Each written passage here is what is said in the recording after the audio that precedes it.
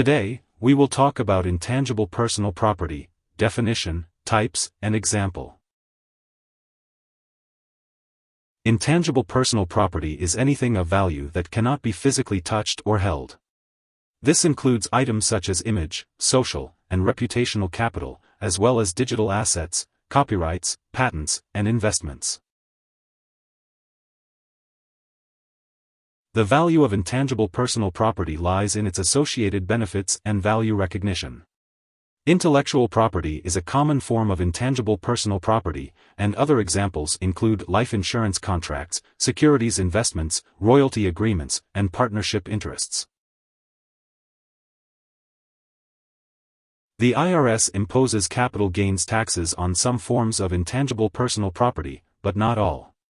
The value of intangible assets is determined by their intellectual or non-physical attributes. Intangible personal property must be amortized over 15 years if purchased before August 1993. Intangible personal property is anything without obvious value that can't be physically manipulated, while tangible personal property is anything with discernible value that can be held or moved around. An example of intangible personal property is a patent for a breakthrough invention. This patent does not have inherent value itself, but is valuable because of the financial benefits it provides. Intangible personal property includes anything with no obvious value, such as copyrights, patents, intellectual property, investments, digital assets, and anything with image, social, or reputational capital.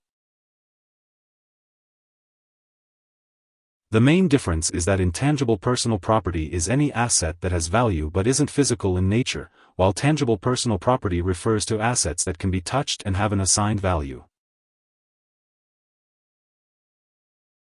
Some forms of intangible personal property are subject to capital gains taxes, especially when they are sold at a higher price than when they were purchased.